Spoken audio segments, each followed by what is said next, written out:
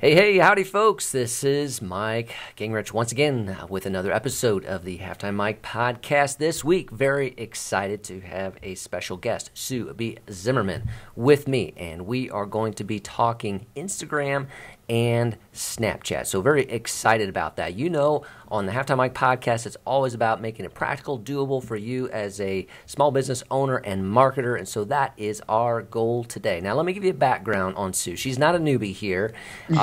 She's a three-peat here. A three-peat. Oh, really? Yeah. So Patrick. There you go. There you go. Sue, it's good to have you here. Let me give a little background to the new folks who would be listening, and then we'll get started. Sue is a social media network ninja, okay, who believes that sometimes all it takes is a smile, a selfie, and a sunset to make people happy. She uses her passion for all things social to have built a thriving online community that's helping business owners, just like my audience here, big and small, take charge of their social media marketing strategy. She's also known as hashtag the Instagram expert, has built her career around empowering entrepreneurs and marketing professionals to utilize the power of Instagram to get tangible business results. Okay, so Sue and I, we go back a number of years now, and Sue, you're a business builder, right? I like that. Hashtag business builder. Business I'll take builder. it. There I'll you take go. it. All right. Now, because let's see. I mean, I know you started one as a child, but then your first one that went over 1 million was what? Boxer Rebellion. Is that correct? Yeah, you remember. I'm impressed. Yeah, that's when I was 22, right out of college. 22. That was my first $1 million business. Excellent, excellent. And I mean, basically, serial entrepreneur, serial business builder. Yeah. Yes. multiple ones over the course of time, and for the last little while, have been focusing on Instagram and social media strategies for businesses.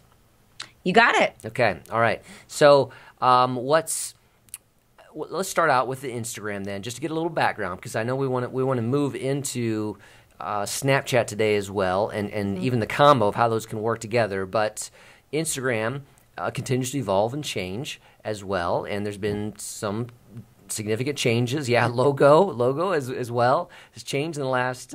That was only a few weeks ago, but we're talking, Right. Some other significant changes. So, what would you want to say? A little bit of a recap, how Instagram has evolved, and what you're seeing today. Yeah, so it's certainly evolved, especially since I got on the platform 5 years ago Right. when I was using it strategically for my shop, Subi-Doo on the Cape. Yeah. And that's really, Mike, where I discovered the power of Instagram to attract my ideal customer who eventually turned into a paying customer in my store. And all the light bulbs went off as soon as I saw the correlation to posting content on Instagram and people literally walking into the store and pointing right to their phone and saying, I want this anchor bracelet. Okay. And I'm like, wait, did you just show me that on Instagram? So that was a huge aha moment for me. And over the course of the years since I've been on the platform, there's been so many updates and improvements, and we don't have to go over all of them. But for me, I know that Instagram is constantly improving the user experience. And for them, because it's owned by Facebook, it's all about really empowering marketers and business owners how to have more success on the platform. So as you know, the algorithm changed recently. They've updated to 60-second video. 60. Yeah. That was big right there, I think. Yeah, definitely. So there's been a lot of great improvements, and I always embrace change. You know that because I'm a serial entrepreneur, and I think you have to embrace change that you can't change yourself and learn how to make it work within your business strategy. And I am actually really excited about the updates that they keep making. And as of today, this recording, there are 400 million active users on Instagram, Mike. And it wouldn't surprise me if we hear within the next month that there's now 500 million active followers. Okay. Yeah, 500 million, just like that, right? So it just continues to scale, and I see the demographics shifting. I mean, so a lot of businesses talk about, hey, well, is it relevant for my business? But we're seeing a real growth in that mid-range adult user on Instagram, right? Oh, yeah, definitely.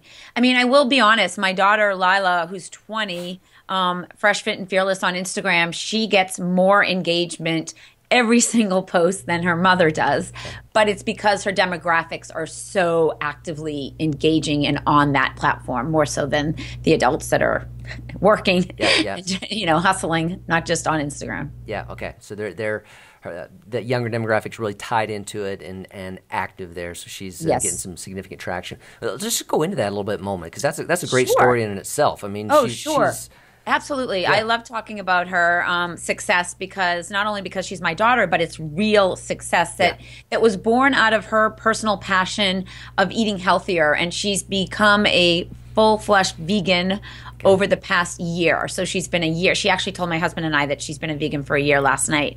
And with her journey of eating as a vegan, she's been sharing that passion on Instagram intentionally, sharing it with very high quality photos, giving value in every post, sharing recipes, creating a website with a blog, and then eventually creating an ebook that she has in the link in her bio, which has generated thousands of dollars for her as a college student, which is amazing.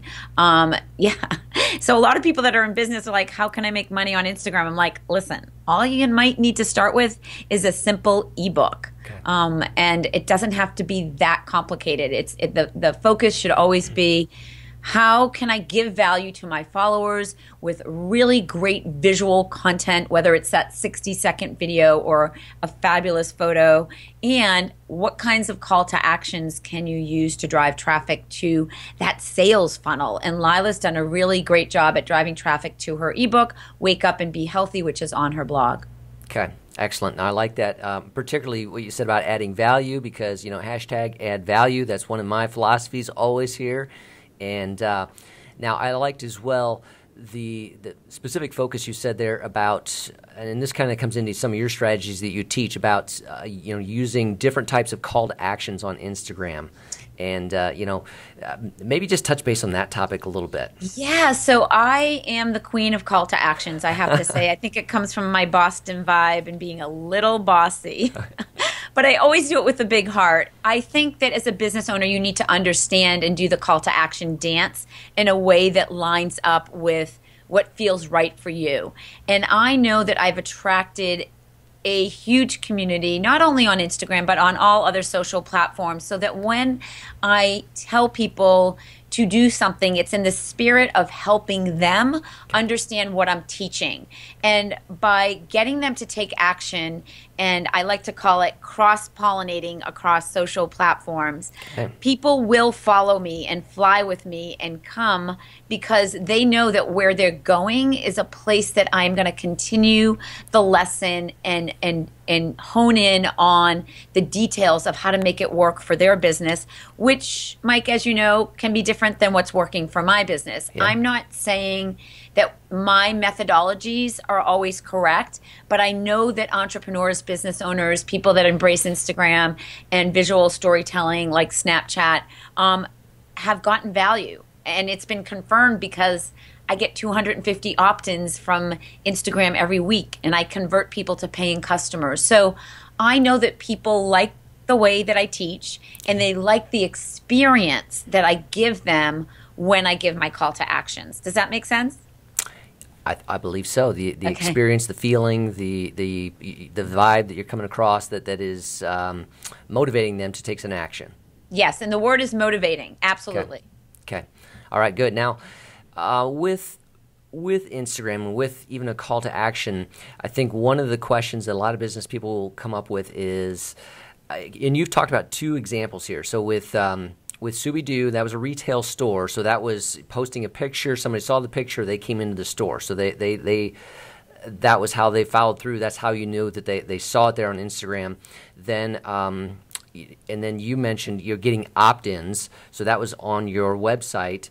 And so that one's sometimes a little bit more challenging for people, I think, to grab a hold of in the small business market, because they're saying, I can't put a link in anywhere. So are you changing up the bio URL, or are you, is it all within the video, outlining the URL or in the image? Speak to that. First, so let's back up to the store. So what's really important for the listeners to know that on Instagram, when you geotag your post, and put the physical location, you get 79% more engagement because you show up in that geotag link as the geotag hub. I call it, hashtag hubs, geotag hub.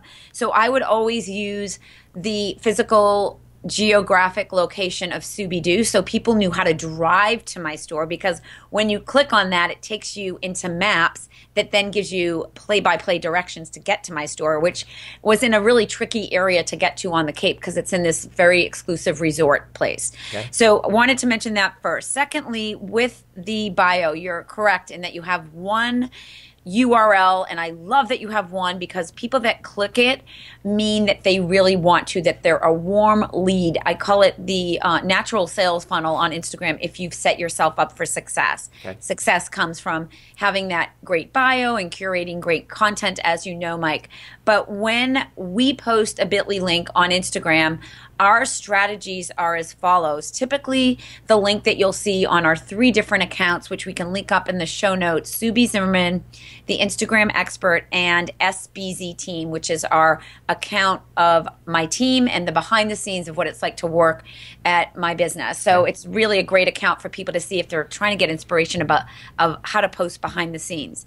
We typically have our link, which are UTMs. Each one is a specific link for that account. We know exactly how many people come over from Subi Zimmerman, the Instagram expert, and SBZ team. Okay. And so we know that the biggest driving force is the expert account, the account where I share daily tips, tools, and Instagram strategies, and people see the value. They click the link, they trust me, they want that free strategy guide.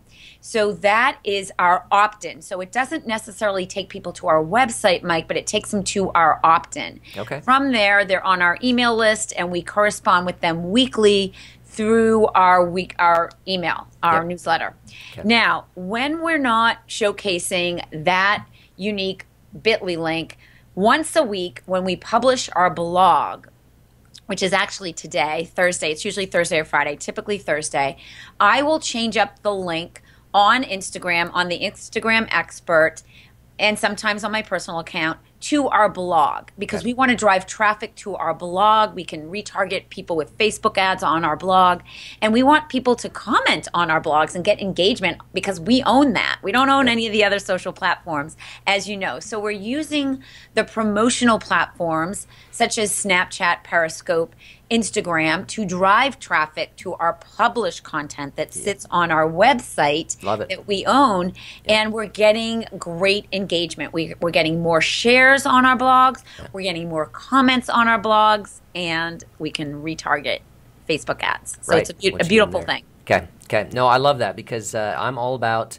and I've done podcasts here before on a digital marketing funnel and about integrating these pieces, and that's exactly what you're talking about. Right. The second thing that I really like that you're talking about is because I think that one of the biggest problems today is there's a lot of noise online. So you can have great content on your website, but how do you attract people to it? But you're talking about a simple way to ignite your content. I like that, ignite it by promoting it on Instagram, changing that URL to drive traffic to it, but through image, through a video on Instagram, and saying, click here, you're going to go to the blog post.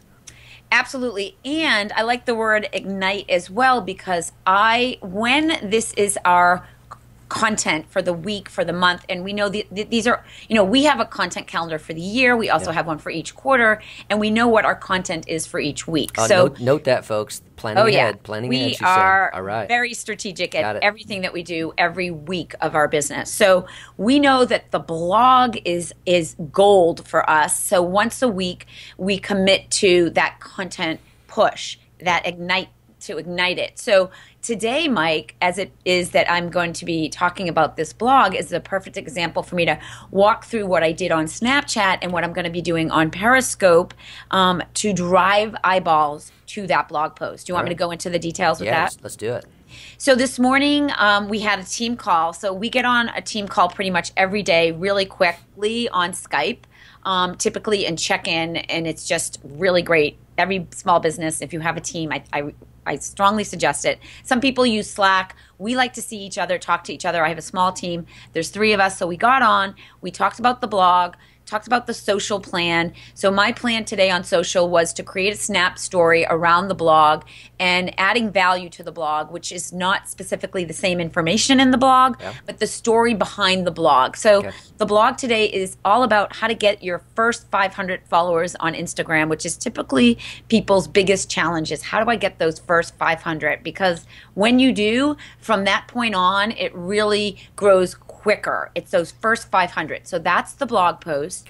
I created a Snap story this morning talking about my personal experience of getting my first 500 and the challenges that I had and the big light bulb moment that went off when I did that. So I shared that story, and later today, I will, as soon as the blog is live, and I don't know if you do this, Mike, but we email our list with the blog first before we share it on any social, so that our list always gets everything first. And when you email your list first with your blog, they are the ones that are most likely to go to it, read it, and comment. So you're better off getting comments for people that are already on your list that like and know you, better than strangers that have no idea who you are. Maybe they got a tweet, they go to the blog, and if they see crickets on the blog, no comments, they might not just get there and comment. There's something psychological about being a part of a conversation when the conversation has already started. So we like to start the conversation with our list once, and today that will happen at around 1 o'clock. I will post an Instagram post on the Instagram Expert, driving traffic to that blog. The Snapchat story will fuel that push, and I will drive people to Instagram from my Snap story. And I say to people, leave a ghost on my post so that I know that you flew over from Snapchat. I am documenting how people are coming over, and it validates my efforts on the other social platform because people can randomly be posting. So people leave a ghost on my post when they found it first on Snapchat. Oh, gotcha. Yeah, this is really good stuff. I'm actually writing an ebook on this, which will soon hopefully be a course soon, and then a real book. And then so today on Snapchat, I will also announce that I'm going to be live on my hashtag SubiScope, which is, you might be able to see it behind me on my board. I do whiteboard lessons on Periscope, and I teach a lesson. And so I announced that on Snapchat for people that I'm going live. I tell them the time. Today it's going to be 4 p.m. EST. I have 20,000 followers on Periscope, so I get a lot of live followers coming on, and I talk about, once again, the blog post, the lesson, different than I talked about it on Snapchat, different than I talked about it on the blog. What's organic to Periscope is that live interaction, which is on fire, and I love it. And I take people to the blog, and I say, if you have been on my hashtag SubiScope, come on over to the blog and leave me a comment and let me know your favorite lesson that you learned today. So how can people that are good students not want to take action? It's like, okay, wait, Sue's telling me to do that, and I just consumed all this great content for free. This is the law of reciprocity. Let me give back to Sue in some small way, and that way for me is always your comments. And so as much as I'm pushing people to the blog, I'll also say, come on over to Instagram and write hashtag SubiScope, so I know that you came over from my Periscope. Now, one of the things that I do on my scopes to give it that much more value is I do live Instagram audits at the end of my lesson.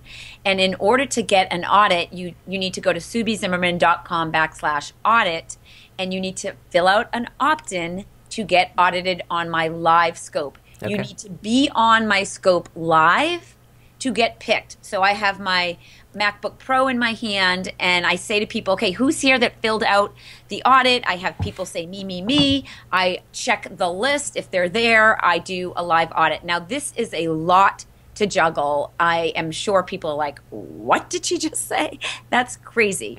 I want to reinforce that I have a team, that we've been at this for a while, that this system did not happen overnight. It came from my passion to teach, empower, and help other business owners have success. And I know where people like to consume my content. It's knowing what platforms I want to commit to be active on. For sure, Facebook, hands down. Instagram is my jam, obviously. Okay.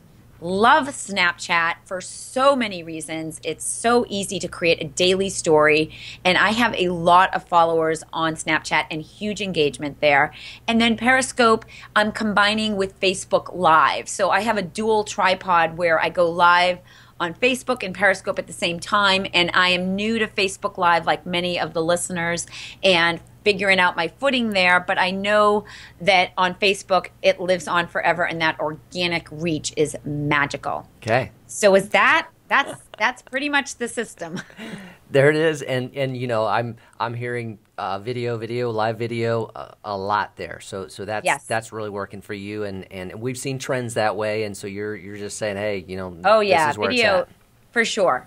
Because you know what, Mike? You can't hide behind the video. Your voice, your eyes, your smile, your intonation, your enthusiasm. Are you really teaching it, or is someone else telling you what to say? Right. So, there's, and I want to point this out. I want to just take a pause. There's so many businesses, specifically on Instagram, that look like they're a huge success, and all they're really doing is building up an Instagram account using other people's content, typically inspirational quotes along the lines of luxury brands.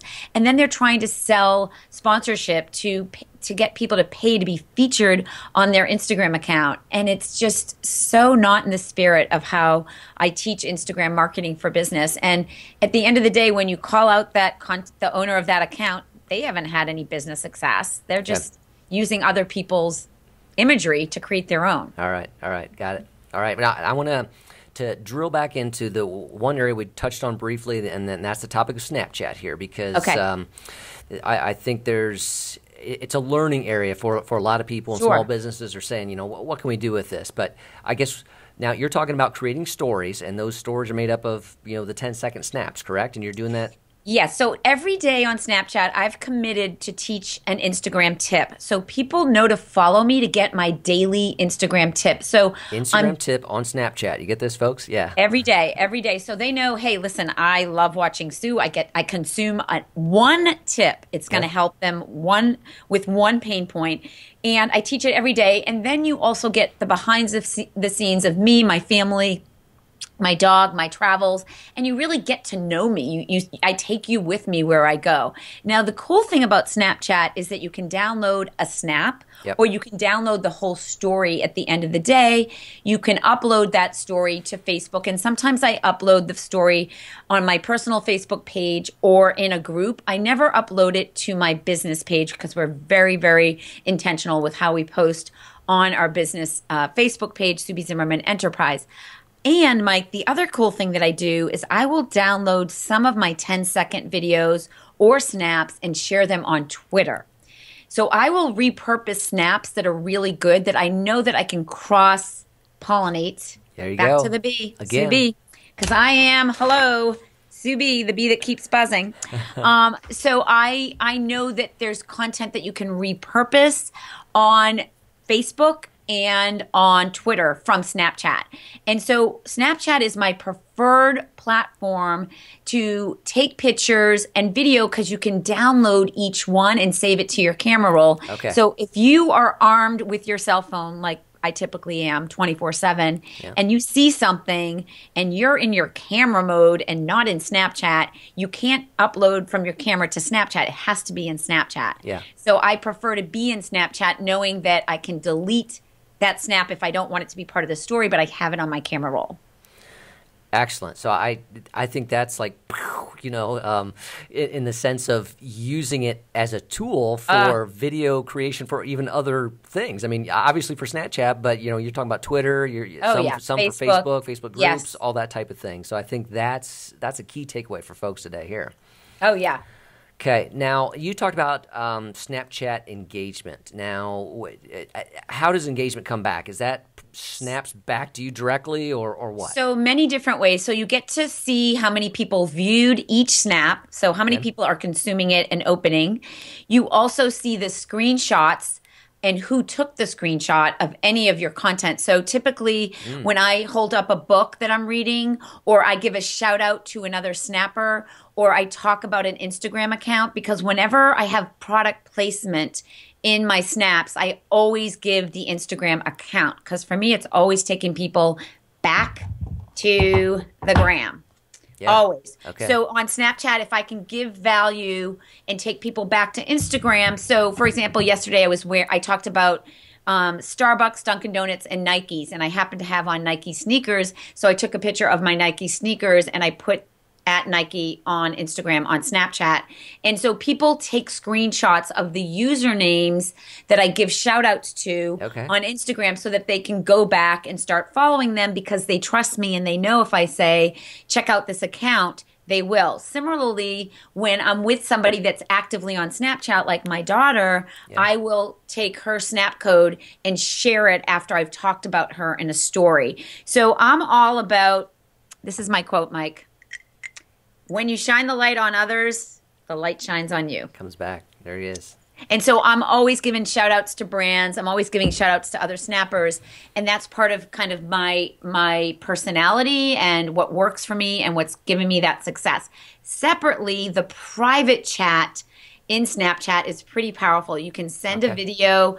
Often I don't have time to type. I talk to Siri, but I'd rather just press video and talk. And people like, oh my God, Subi Zimmerman just sent me a video. This is crazy. I got her attention. So for all of you listening that are trying to get someone's attention, that's a brand, an authority, a thought leader, and you just can't get it from an email or a tweet, try Snapchatting, private messaging, giving them some love and getting their attention and having that conversation.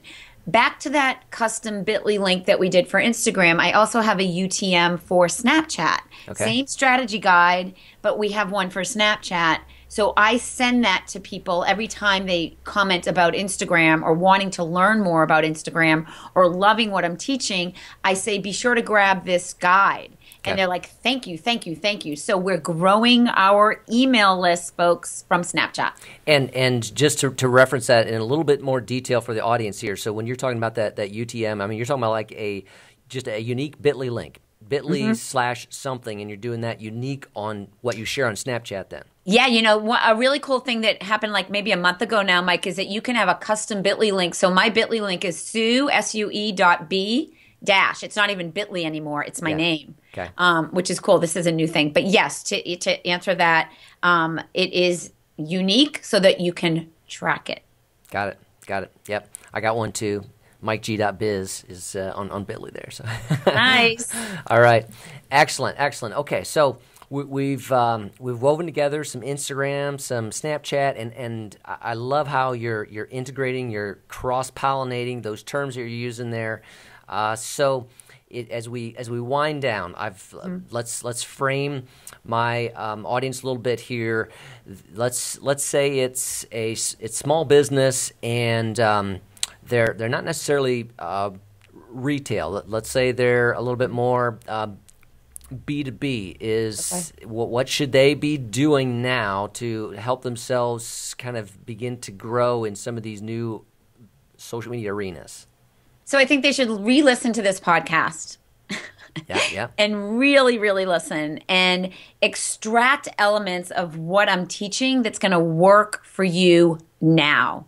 And embrace the process of learning and growing and discovering what social platforms you love. Because maybe it's Anchor. Maybe you're more behind the scenes and not comfortable on video, and you want to embrace Anchor as a place to grow an audience. And if you don't know what Anchor is, I'm sure Mike's going to link that up. But it's like finding what you feel is fun to do and not painful work. Because when people say, oh my God, I hate social media, it's so much work, they hate it because they don't understand it. They don't understand the return of investment, which is priceless. And the reason I spend so much time on social daily is because of the results that we get internally as a company. And so I'm front facing of the brand in my business, and I enjoy being on social. I enjoy speaking on stage. I enjoy doing interviews and really educating. And so when you do what you enjoy, you do it really well. And I think a lot of small business owners just get overwhelmed. There's so many choices, there's so many platforms. Gary Vee's preaching, get on Snapchat. Okay, I'm getting on Snapchat, but people have no idea how to use it. Yeah. There's a lot of great people teaching it. You just Google it in YouTube. I can give you some links for that, Mike, if you need some. I have 3 good beginner Snapchat tutorials that I'll hook you up with. Okay. But I have no interest in teaching Snapchat. I teach Instagram. I love Snapchat. Snapchat is a tool that I use to drive traffic where I want my followers to go. And knowing that so many people love Snapchat, they will come along for the ride to go to Instagram, because most people on Snapchat are also on Instagram. It's the way it is. Yeah. Gotcha. All right. Okay, so we want to give the audience here some of your value. If they've heard some good stuff here and they want to connect further, is there a URL that they should be going to? Can we take them somewhere? Yeah, I'm going to get you the unique URL that I asked my team member Morgan to create for you. It's not ready right now, but I will get you that, and we'll hook that up in the show Post it notes. in the show notes. For Excellent. sure. And I would love to give your followers a challenge. Can I do that? Oh, let's do it. Okay, so I want everyone to use the hashtag SueB made me do it, and don't forget the B, and post something on Instagram. Take a screenshot of a good part of this video. You know what, Mike, let's both smile and do it so that people actually have let's both smile together and they can grab the screenshot. There it is. Okay, plenty of time. All right, grab that screenshot, share it on Instagram, tag myself at Sue B. Zimmerman, at the Instagram expert. Mike, what is your Instagram handle to tag? It is simply Mike Gingrich. GINGERICH. So you can use that screenshot, or if you would rather show us your selfie, take a picture of you with your phone and post that on Instagram and say, Sue B made me do it. So I will see, the purpose of this hashtag hub, I like to call it, Mike, is I see everyone that's posted. There's almost 800 people that have uploaded a hashtag Sue B made me do it selfie or post. And I typically do this on podcast interviews, so it's really fun. Excellent. Excellent. All right. So I just want to say thank you very much for, all of your time invested here with me today. Yes. And we'll get some of these links out. We're going to have the show notes coming up. So thank you, Sue, for offering some of your goodness to us today. Oh, you're so welcome. Always a pleasure to be here, Mike. All right. Take care, folks. Later on, this is Mike with the Halftime Mike Podcast.